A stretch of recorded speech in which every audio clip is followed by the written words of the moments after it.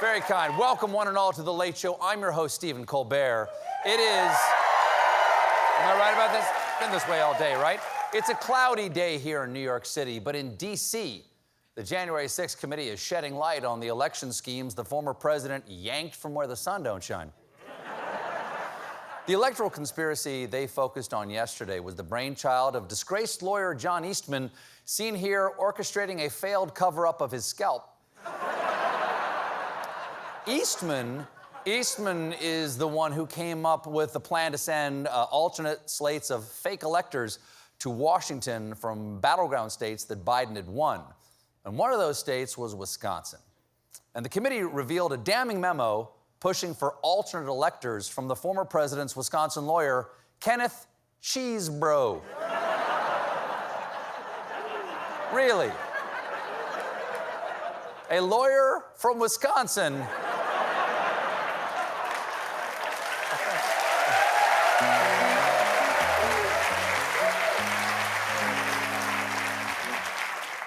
named Cheesebro. You must be joking. Little on the nose reality. What's next? An attempt to flip Arizona by Philip Turquoise bolo tie in the shape of a cactus dude. Cheesebro. These fraudulent Wisconsin electors are proving to be an embarrassment for a Wisconsin senator and what it looks like when a ghost dies. Ron Johnson. Yesterday, the committee explained Ron Johnson's role in the scheme. A staffer for Wisconsin Senator Ron Johnson texted a staffer for Vice President Pence just minutes before the beginning of the joint session. This staffer stated that Senator Johnson wished to hand-deliver to the vice president the fake electors' votes from Michigan and Wisconsin. The vice president's aide unambiguously instructed them not to deliver the fake votes to the vice president. Okay.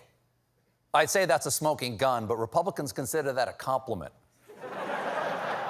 After this was revealed, Johnson quickly tried to distance himself from the envelope of fake electors, claiming he was aware that his office had received a package but had no idea who delivered it. Nevertheless, said his office attempted to facilitate the delivery of the package. So he has no idea where it came from, no idea who gave it to them, no idea what it is, but he can't wait to hand-deliver it to the second in command. There could have been anything in that envelope. He doesn't care. Fake electors, angry bees, naked pictures of Mary Todd Lincoln. It don't matter to Ron. He's just a delivery boy. Now, most historians agree Ron Johnson is the dumbest person ever to sit in the United States Senate. But still,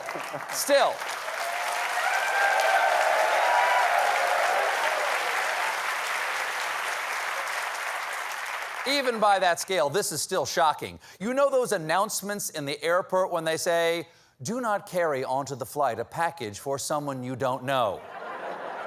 I've always wondered who those announcements are for. Yeah. Turns out it's Ron Johnson. What,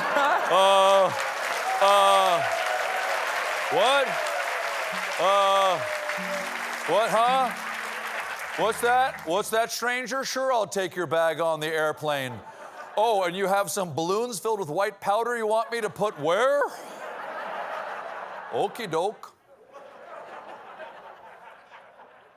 When this came out, Johnson tried to avoid talking to reporters, but like most things, he's not very good at that.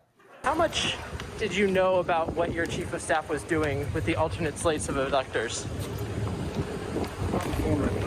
No, you're not. I can see your phone. I can see your screen. Oh, no, I'm on the phone. Now I'm going through a tunnel. Can't talk. Oh, I'm in the shower. Wait, I'm trapped in a box. Oh, it's raining. Better put up the umbrella. Woo, it's so windy. Woo! Help me, Mary Poppins, help me.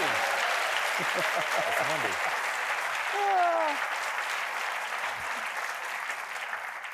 These hearings, day after day, are making the committee's case powerfully. And a lot of people are watching. And one of those people is former President P.P. Barnum.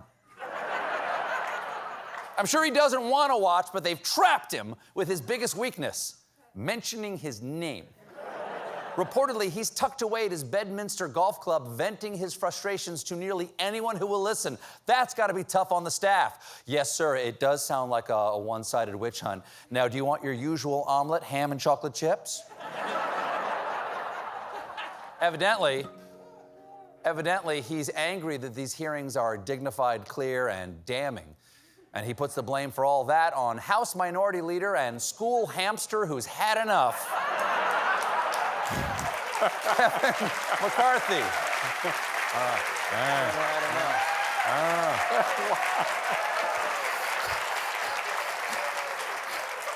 See, last year, McCarthy did have a chance to appoint members to the panel, but instead chose to boycott it. Now the former president says, I think in retrospect, McCarthy should have put Republicans on to just have a voice. The Republicans don't have a voice. They don't even have anything to say. Well, I'm going to fact check you there, sir. 8 of the 12 live witnesses before the committee have been Republicans. Republicans have something to say every day. Usually it's Rudy Giuliani left me 200 drunk voicemails telling me if I don't flip Arizona, he's going to hold me down and drip head juice into my mouth. The reason, who are you going to call? The reason the ex-pres wants his people on there is that they would have given him advance knowledge of the subpoenas, taped depositions, and other evidence collected by the panel and made procedural motions to disrupt the flow of the hearings. And anyone who has watched the former president dance knows how his motion disrupts flow. Now, there's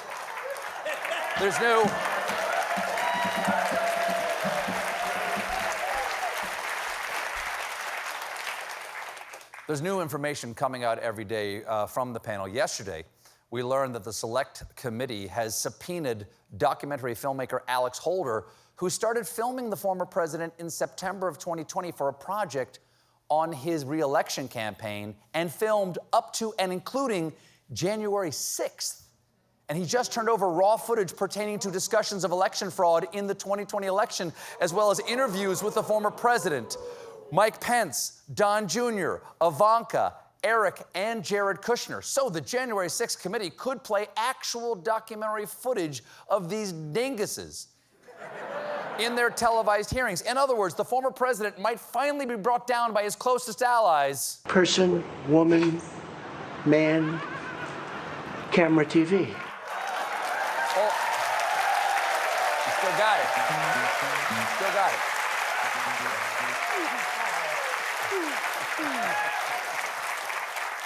Holder will be deposed by the committee tomorrow, but released a statement saying, when we began this project in September of 2020, we could have never predicted that our work would one day be subpoenaed by Congress. Why were you surprised? Everyone the former president knows eventually gets subpoenaed. We're 1 week away from Liz Cheney swearing in the grimace. Now, it is possible that not everyone in the White House knew this documentary was being shot. It's subtle, but see if you can spot the evidence. A Rolling Stone reporter asked one of the former president's campaign staff for a comment about the revelation about the footage, and that person replied, "What the is this?" Yes.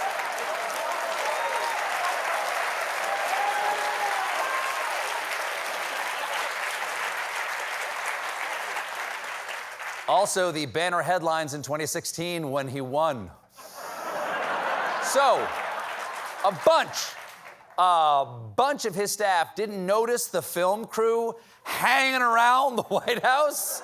That seems weird, but to be fair, there were a lot of distractions. Pillows being hawked by Mike Lindell, speeches being given by Kid Rock, the Easter egg roll hosted by Vecna. There's also there's a story from the campaign trail on TV medical scammer and cruise ship magician who'd like to make your husband disappear.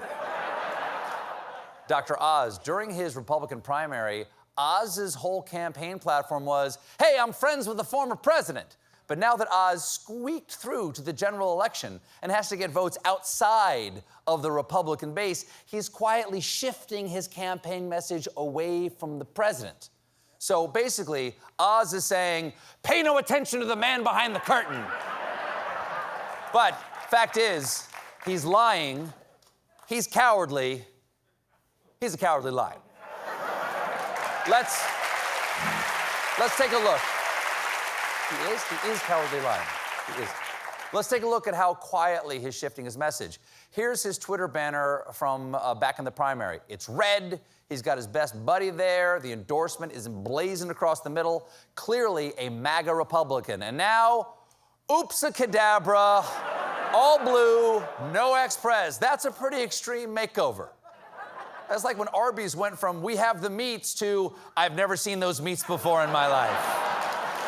We got a great show for you tonight.